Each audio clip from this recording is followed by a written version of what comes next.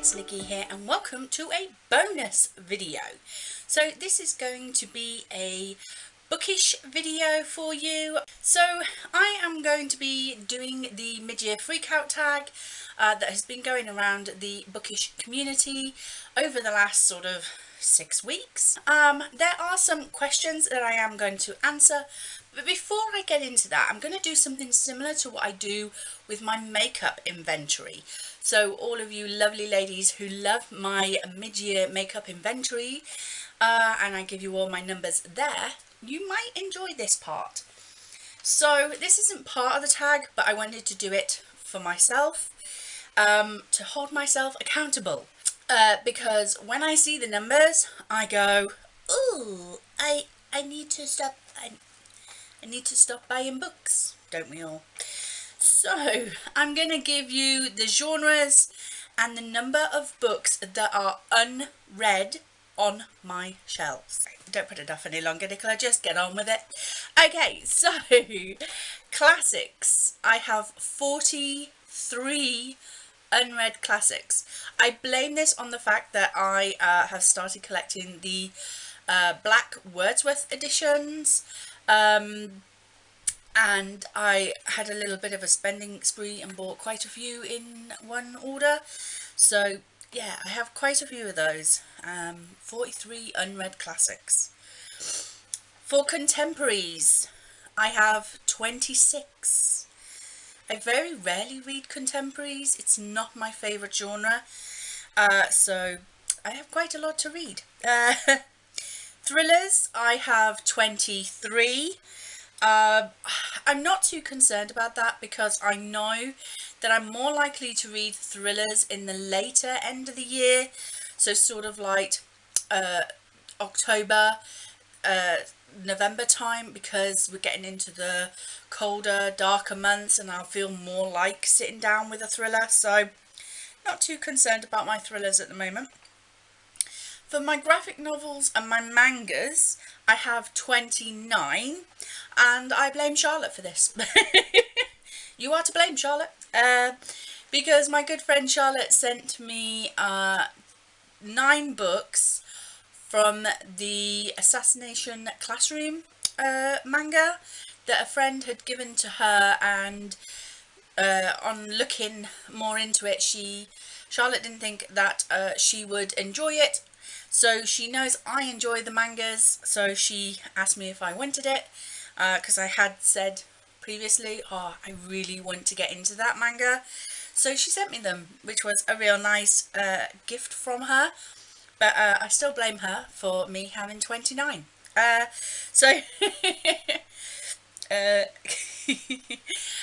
Moving on to non-fiction, I have 15. I'm quite happy with that number. I want to have non-fiction on my shelves, but generally I tend to listen to audiobooks of non-fiction a lot better than I will read non-fiction physically. So yeah, but I'm okay with 15. Romance is not normally a genre that I discuss in my end of the month wrap-ups. I normally lump my romance books in with my contemporaries, but my romance do have, I'm talking my Mills and Boon basically, they have their own little part of the shelf, so I did include them in this number count up.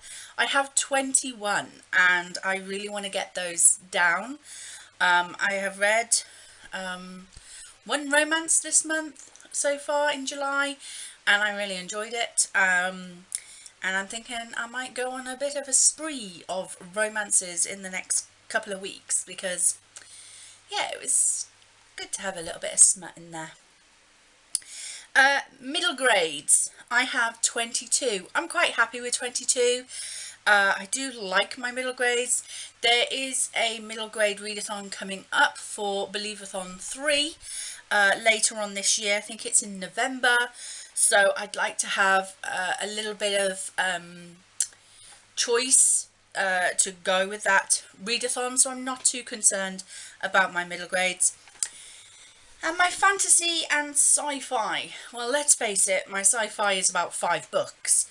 But my fantasy sci-fi number is, it's 136. I have 136 unread fantasy and sci-fi books. I love fantasy. It is my favourite genre. There's a lot of series that I have like collected multiple books in the series for, but haven't even started the series, so I don't know why I'm buying all of the series before I even know whether I like it or not. But yeah, I've got to stop doing that. My total number of unread physical books on my shelves, which are these ones that you see behind me, is 315 books.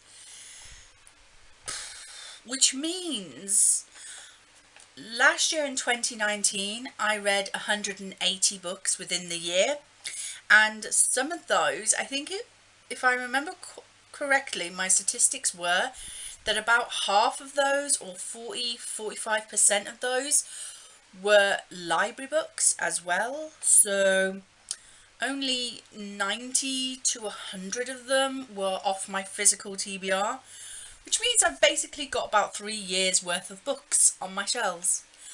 As long as I don't buy anymore. Or I read faster than I buy, which I'm not. So those were my numbers.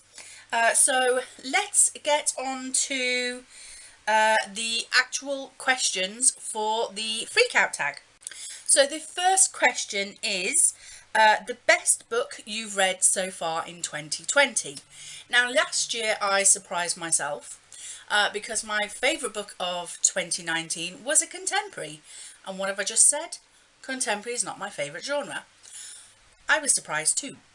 And when I was looking at all the books that I've given a 5 stars so far in the first 6 months of 2020, there was only one that really stood out to me that I just thought it has impacted my life to the degree that I want to get a tattoo of it. And if you've watched my reviews, if you've watched my wrap-ups, you might remember me mentioning that before. The book I'm talking about is Orion Lost by Alistair Chisholm, and this is a middle grade sci-fi. Yep, it's a middle grade. My favourite book is not a fantasy, it's a middle grade and a sci-fi, and it's space sci-fi, which I don't enjoy. I don't enjoy space sci-fi. I have tried to read adult sci-fi. I tried to read Children of Time by Adrian Tchaikovsky, I think it is, and I was bored. So I was as shocked as you to say that I loved this book. We have an AI on a ship who is helping these children who have been awoken after a big disastrous event, and they are the only people awake on this ship now. All the adults are fast asleep. They're in like a cryogenic sort of sleep, and the children have to save the ship, and the AI is helping them. And the messages in this book are just what made it for me. I read this for Believeathon 2, and I needed this book at the time that I read it. The messages of, if at first you don't succeed, try and try again, is in this story. The message of not always being the best at everything, but that's okay, is in this book. That sometimes accepting and acknowledging your weaknesses and letting others take control or take the charge instead is in this book. And the main message that I took from it as well is you are the master of your own ship, and you cannot control the sea, you cannot control the weather, but you can control how you sail your ship through those waters and use the weather to your advantage to get to your end destination. And I love this story for that. So yes, this is my favourite book in the first half of 2020, and it's going to take a lot to beat this book. So the next 6 months have a lot of work to do. The next question is the best sequel I've read so far in 2020. And for this one, I'm kind of cheating because I looked at all the sequels that I read, and the one that really stood out for me was actually a prequel. Not a sequel, a prequel. And that is The Ballad of Songbirds and Snakes by Suzanne Collins. I buddy read this with Charlotte and I absolutely loved it. I went into this hoping that Suzanne Collins wasn't going to turn Coriolanus Snow into a snivelling, goody two-shoes who turns bad, because I wouldn't have believed that. I wouldn't have believed Snow, General Snow, that we know and hate in the Hunger Games, would ever have been a goody two-shoes. I wanted a villain story, and Suzanne Collins gave me that. She didn't disappoint me, and I really loved this story. I loved the songs in this. I loved seeing the games from the Capitol's point of view. There was a lot of decisions that Suzanne Collins made when she wrote this book that I absolutely applaud her for, and this was exactly the kind of story that I wanted. I didn't want another district point of view of the Hunger Games. I didn't want another Tribune point of view. I didn't want the only other story I might have been okay with was Mags, just because we know so little about her from the second book when we see her. I would have loved to have known a bit more about her, but I am so glad that Suzanne Collins gave me a good villain story, because I have been wanting one for so long. So yes, this was my best prequel of 2020. By the way, if you can hear me wheezing, my asthma's playing up, so I do apologise. I've taken my inhalers, but I'm still a little bit wheezy, so I do apologise for that. The next question is my new release that I haven't read yet, but I want to. So I get a lot of new releases through Fairyloot, and the one that I really want to get to, but I haven't yet, is Girl Serpent Thorn. Just take a moment, admire the beauty, especially those beautiful green sprayed edges. This is a beautiful book, and the story inside is really intriguing. I believe this is a Sleeping Beauty kind of retelling, if I remember rightly. So we have a princess who is poisonous to the touch, and her twin brother is getting married. She wants to attend, but she's worried and scared that she'll harm her loved ones. And then she finds a demon in the dungeons who says he knows a way to break her curse. But the tagline here is, sometimes the princess is the monster. And that really intrigues me. Like, what do you mean? What do you mean by that? I really want to know about this, and I can't wait to pick it up very soon. The next question is my most anticipated release for the second half of the year. And for this, I'm going to show you like the first book in the series, and I'm anticipating the sequel to them. The first one is The Merciful Crow by Margaret Owen. This was a Fairyloot book which I read, loved. This is a story about a society where the society is broken up into tiers, and each tier is labelled as a type of bird. So the royalty are the phoenixes, the soldiers are the hawks, and the bottom low rung are the crows. And there is a plague that is sweeping this country, and the only people who seem to be immune to this plague are the crows. I am highly anticipating the second book in the series. I'm not sure if it's a duology or a series or a trilogy, I'm not 100% sure, but the second book, the one that I am highly anticipating, is called The Faithless Hawk. So that tells me that we might be following one of the characters in this book, and if it is him, then I am so excited for it because I really liked his character. He is a hawk, if you haven't guessed, and he was quite funny and sarcastic, and I loved his character very, very much. I just really enjoyed this whole story. There is a magic system that uses teeth. Yes, teeth.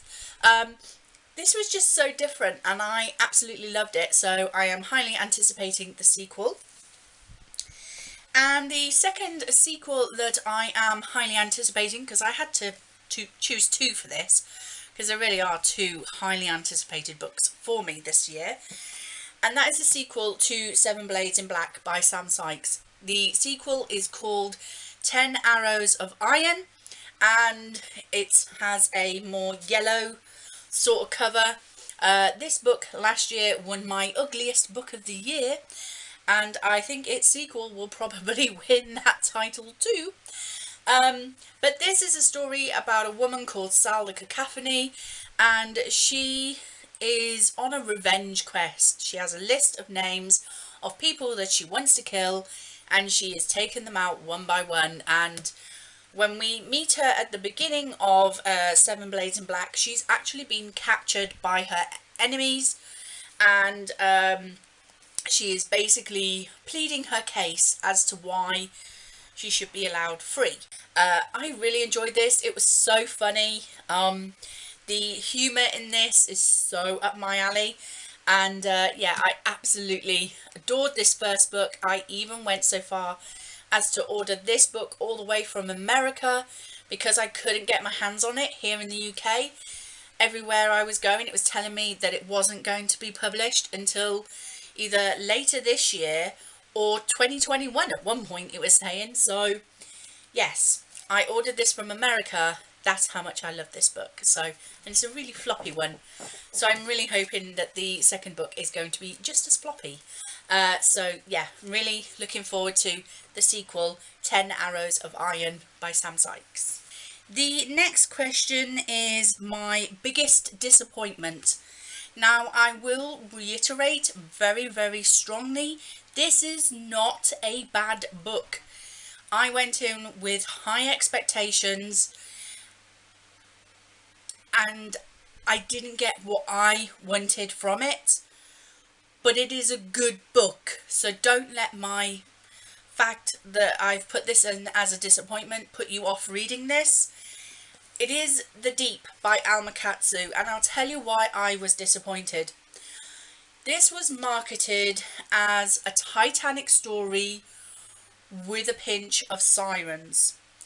So you know me, you know my love for sirens and mermaids, and I got it into my head that this was going to be a story about how sirens were the whole reason why the Titanic sank. I didn't get that, and so hence I was disappointed. I do want to reread this in the future because now that I know that the siren element in this is minimal, and it really is minimal, I was kind of annoyed that the buzzword siren was used to market this, because really the siren part of the story is like, it's like 5%. It's not even 10%, it's like 5% of the story. The majority of this is a beautiful depiction of the Titanic and the Britannic, the sister ship. that also sunk 4 years after the Titanic. If you love or have been looking for stories about the Titanic set in a fictional world, like a fictional story about the Titanic, this is your book. It's a good book. But if you're looking for a siren book, this is not a good book. I have a whole shelf that I dedicate to books that have mermaids in them. And when I read this, I was like, well, do I put this on my mermaid shelf or not? The answer is not. I will not put this on my mermaid shelf because the mermaid element in this is so minimal. It doesn't, for me, this doesn't classify as a mermaid or siren book. If you're wondering about the difference between a mermaid and a siren, mermaids are more whimsical, magical, think Ariel, the Little Mermaid. Sirens are the more evil, the more darker side of mermaids. They're the ones that have the beautiful voice that coaxes the sailors into the oceans and drowns them and kills them. They are the darker side. They're the evil twins to mermaids. So that is the difference. This won't be going on my mermaid shelf. But as a Titanic book, it is beautiful. The descriptions of the Titanic ship from the crew's point of view, as well as the rich passengers, is absolutely stunning in this book. So please do give it a try. Please don't let the fact that I've put it in as my most disappointed book of 2020 so far be a reason to put you off reading it. Please do pick it up. It is a good book. But yes. The next question is my biggest surprise, and it is My Sister's Keeper by Jodi Picoult. I was supposed to read this last year for my 19 books in 2019, and I kept putting it off, and I didn't end up reading it. I ended up reading it this year, and I listened to it on audiobook while reading along with the physical, and the ending broke me. I cried. I sobbed like a little girl. This had such a sad ending.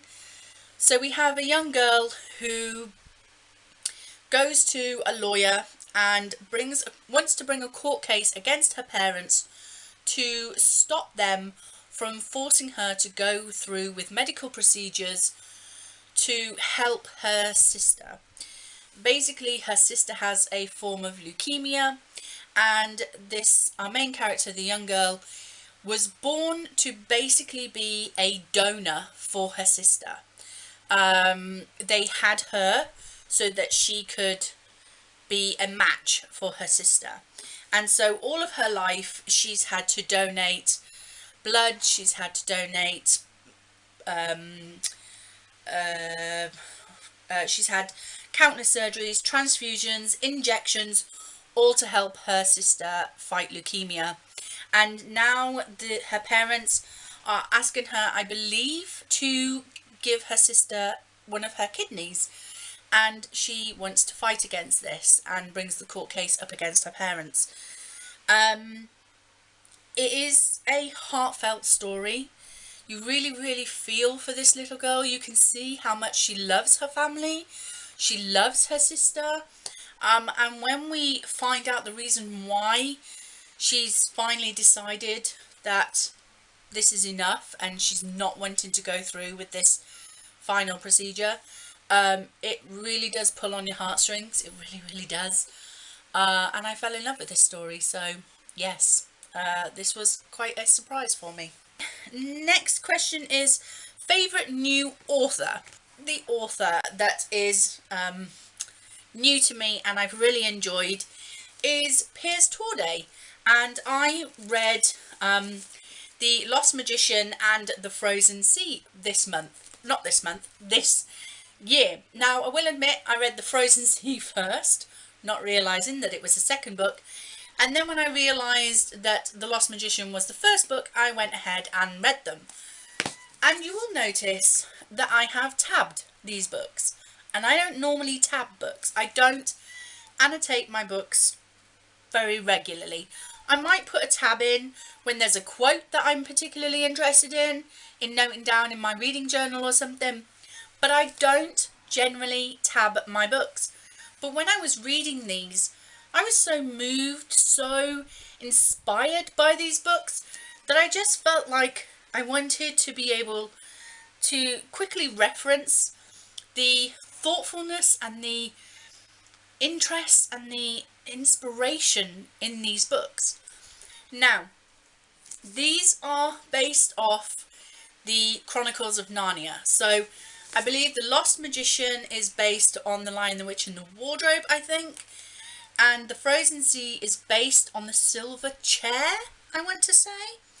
And I have seen reviews saying that these are basically plagiarism, because the stories are so close to the original, like, Chronicles of Narnia.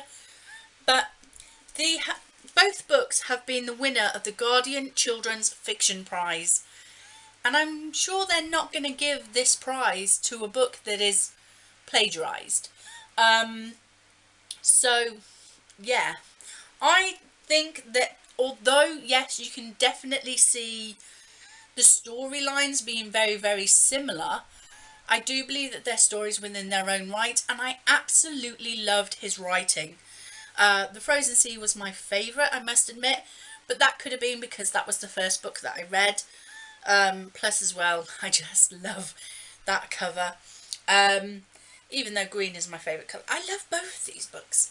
But yeah, Piers Torday and his Lost Magician and The Frozen Sea. Definitely recommend both of these books, especially if you love the Chronicles of Narnia. So yeah, definitely want you to pick up those.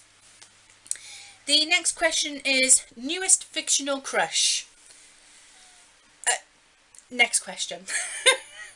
I'm 40 years old. I'm over crushes. I have a husband now. I don't need a crush. Newest favourite character. Now for that one, I had to go for a character that just made me giggle. And that is a character from A Court of Thorns and Roses by Sarah J Maas. Lucian. So The Court of Thorns and Roses is basically a Beauty and the Beast retelling. We have a young girl called Feyre who's out hunting to help feed her family, and she kills a wolf, and she skins it, sells its fur, and I don't remember if she takes the meat and sells the meat as well. But anyway, sometime later, another wolf bursts through their house door and demands that she repay her debt to him, because the wolf that she killed was actually a fae. And so because there is a peace treaty between the fae and the humans, she has to pay the price, and she has to go and live with this fae who is in wolf form and stay with him forever, basically, and she can never return home. This is her debt that she needs to pay. So off she goes with him to pay her debt, and well, it's a Beauty and the Beast retelling, so you kind of know where it's going.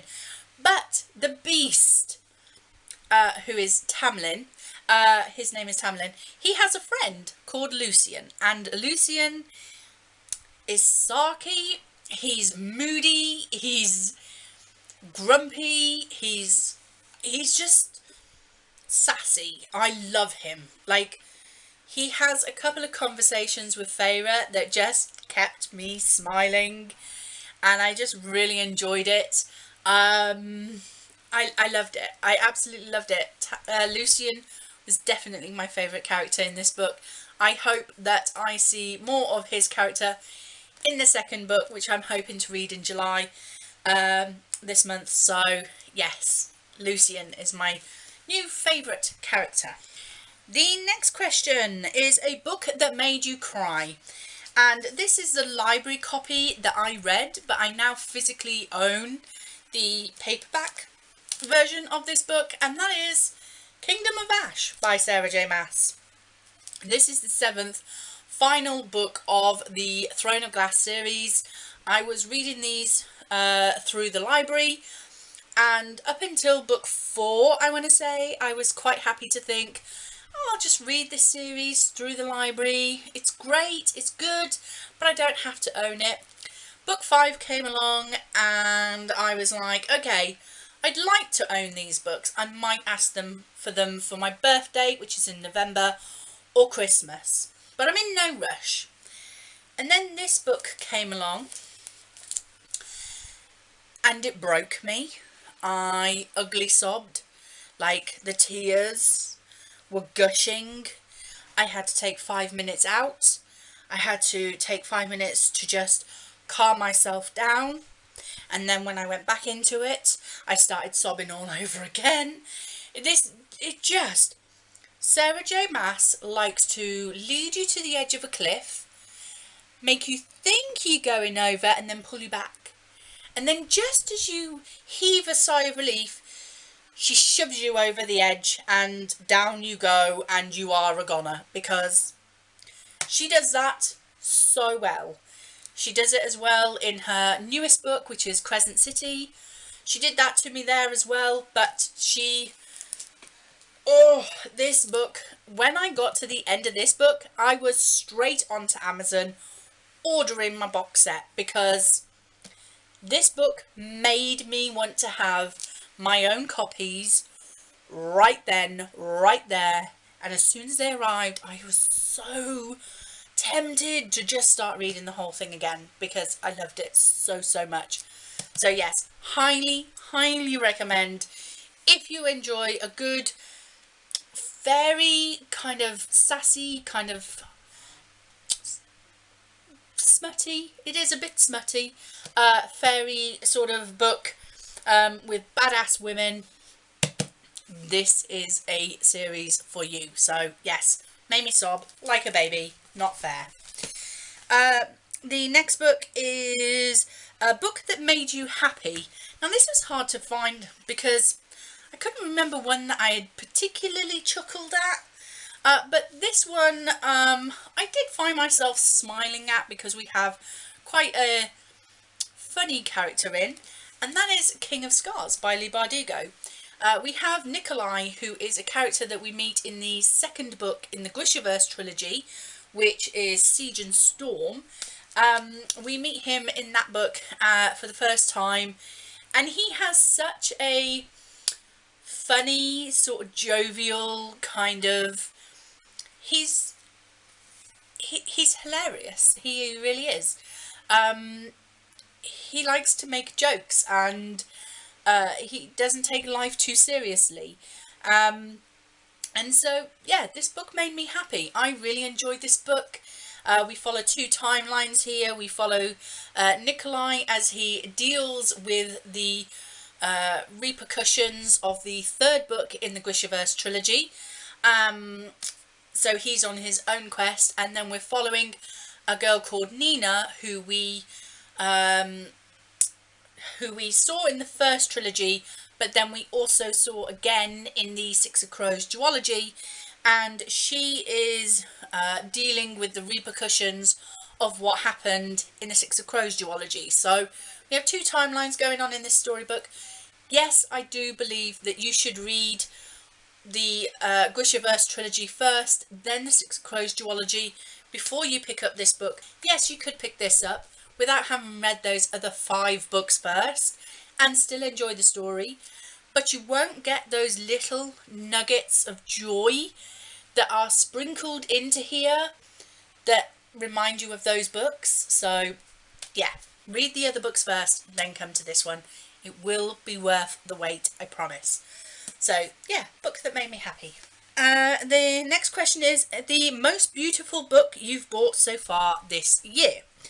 And I've got to say that this book, The Court of Miracles by Kester Grant, is the most beautiful book that is on my shelves, full stop. It's a brand new release. I think it was released in June, so it just came in. And it is stunning. This was the Waterstones edition. You have beautiful end papers as well. And then you have an embossed front cover and spine as well. This is a Les Mis kind of story. I believe that this is the story if the revolution hadn't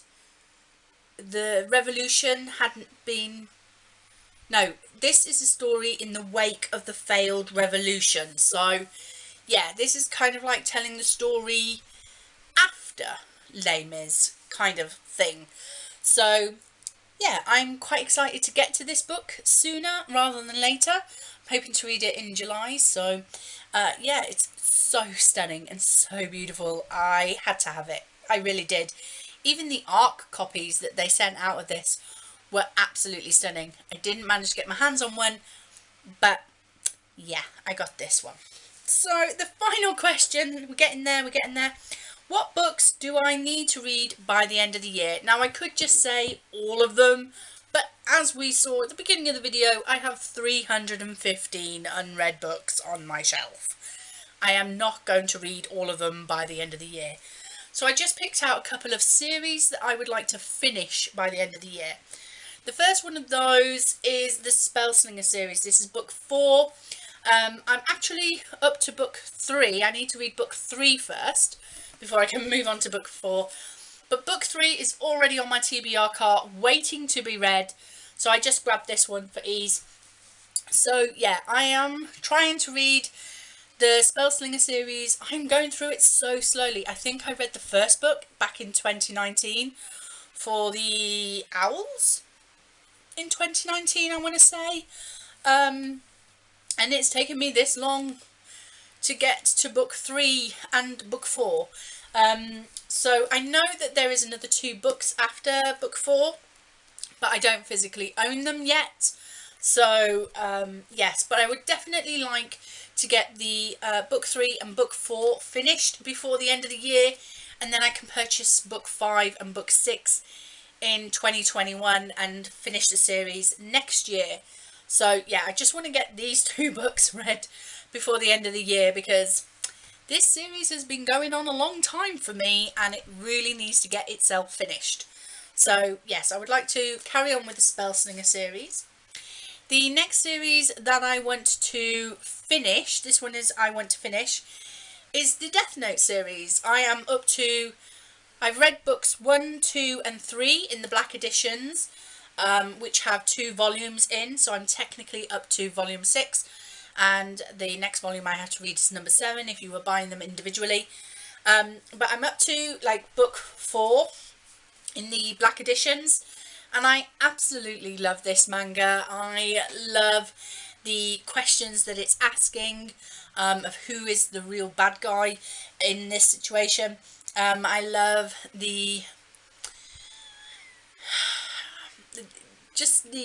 I just love the story of this.